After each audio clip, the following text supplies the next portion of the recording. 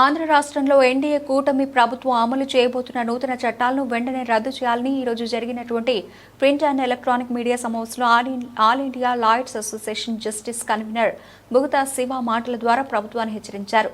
రాష్ట్ర వ్యాప్తంగా న్యాయవాదులందరూ కలిసి నూతన చట్టాలను రద్దు చేసేలా ఢిల్లీలో జంతర్ మంతర్ సెంటర్లో భారీ ఎత్తున నిరసనలు తెలియజేస్తామని, ఈ ప్రభుత్వ విధి విధానాలు అన్ని ఆర్ఎస్ఎస్ మరియు ప్రధానమంత్రి మోదీ సొంత ప్రయోజనాలకు తగ్గట్టుగా ఉండి ప్రజల ప్రయోజనాలు లెక్క చేయకుండా ప్రజాస్వామ్యాన్ని దెబ్బతీసేలా ఉందని, ప్రభుత్వం తన నిర్ణయాన్ని వెంటనే మార్చుకోవాలని, నూతన చట్టాలను రద్దు చేసే విధంగా నడుచుకోకపోతే పెద్ద ఎత్తున నిరసనలు చేపడతామని లాయర్ అవసరాల దేవి ప్రభుత్వాన్ని హెచ్చరించారు. సమావేశంలో పల్లా రాజు, బండారు నరసింహారావు, బత్తిన సింహాచలం, చిట్టుమూరి రాఘవులు, కంద వెంకట్రాజు, ఐలాజ్ న్యాయవాదులు నాయకులు పాల్గొన్నారు.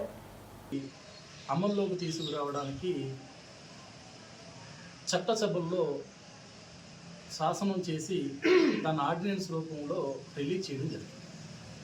ఏంటి ఈ 3 నేర న్యాయ చట్టాలు అని చూసినట్టయితే, ఇప్పటి వరకు స్వతంత్రం వచ్చిన తర్వాత ఇప్పటి వరకు Indian penal code, criminal procedure code, Indian evidence act అనే 3 చట్టాల ద్వారా పోలీసులు కానీ కోర్టులు కానీ ఈ సిస్టమ్ అంతా, జ్యుడిషియరీ సిస్టమ్ ఏదైతే ఉందో, పోలీస్ కేసులకు సంబంధించి జ్యుడిషియరీ సిస్టమ్ పనిచేస్తూ ఉంది.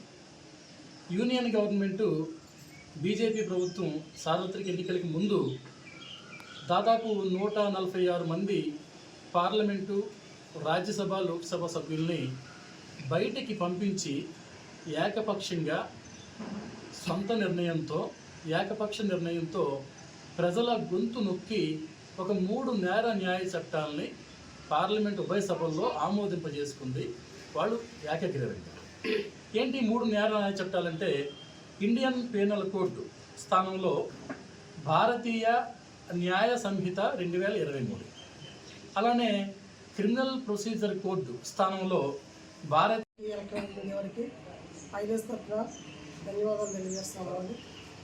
మరి ఈరోజు దేశవ్యాప్తంగా ఐలెన్స్ వారు ఇచ్చినటువంటి పిలుపు మేరకు ఈ నూతన న్యాయ చట్టాల మీద మరి ఎందుకు మేము బయటకు రావాల్సి వస్తుంది అనేది మరి మొత్తం దేశంలో ఉన్నటువంటి ప్రజలందరికీ కూడా తెలియాలి.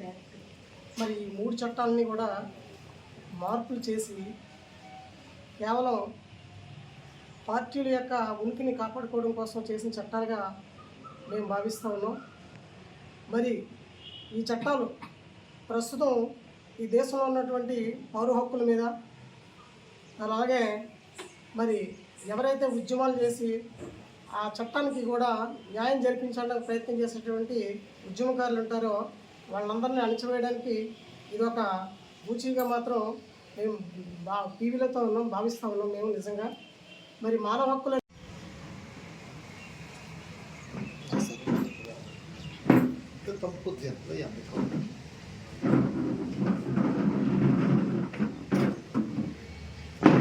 నినాదం ఏమైనా చేస్తారు. జూలై 1 నుంచి అమలు. ఈరోజు ఐలాజ్ తరఫున ఐలాజ్ ఏపీ కండక్ట్ చేస్తున్న ఈ సమావేశకు హాజరైన పత్రికా మిత్రులకి, తోటి అడ్వకేట్లకి అందరికీ కూడా నా కృతజ్ఞతలు తెలియజేసుకుంటున్నాను.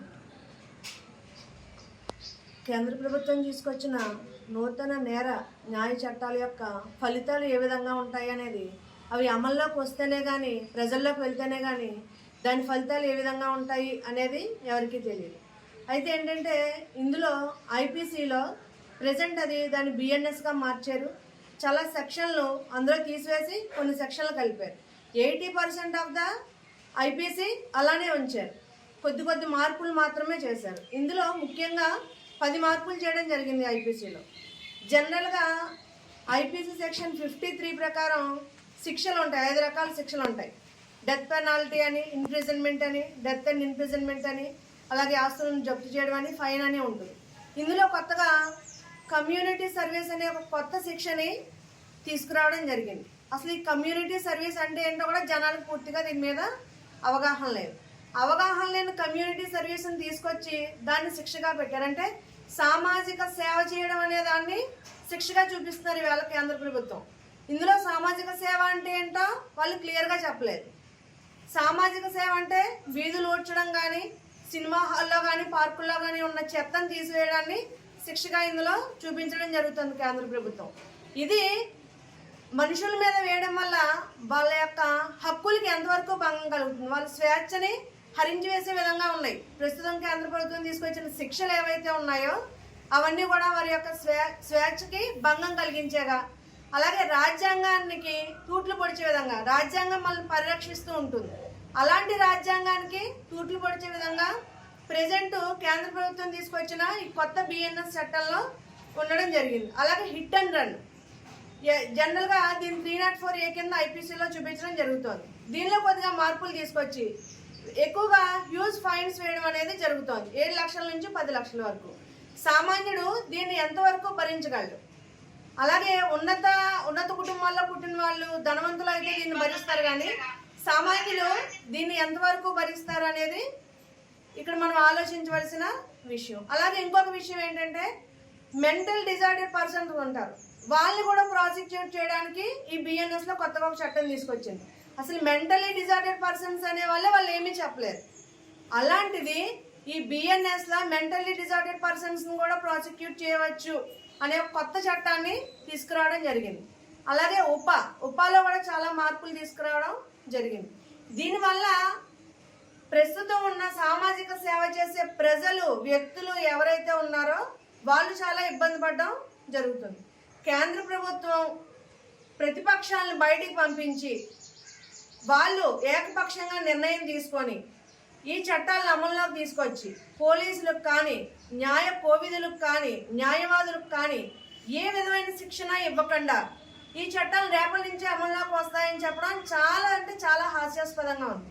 దీని మీద వెంటనే కూడా కేంద్ర ప్రభుత్వం స్పందించి ఈ శిక్షల్లో మార్పులు ఏవైతే చేశారో వాటిని తగ్గించి పాత ఐపీసీలో వాళ్ళకి పేద ప్రజలకి న్యాయం జరిగే విధంగా ఉండాలి. మనం ఏదైనా ఒక చట్టాన్ని తీసుకొచ్చామంటే అలా కాకుండా పేద ప్రజల మీద అధిక భారాన్ని పడేలా ఉన్నాయి ప్రస్తుత చట్టాలు. కాబట్టి ఐలాస్ తరపున మేము ఈ చట్టాన్ని తీవ్రంగా ఖండిస్తూ దీనిలో తీసుకొచ్చిన మార్పులు పేద ప్రజలకు అనుగుణంగా ఉండే విధంగా ఉంటే మాత్రమే ప్రజలకు మీరు న్యాయం చేసినట్టు అవుతుందని, రాజ్యాంగాన్ని రక్షించినట్టు ఉంటుందని మేము కోరుకుంటూ ఐలాస్ తరపున ఇవాళ నిరసన కార్యక్రమాన్ని మేము చేపడుతున్నాం.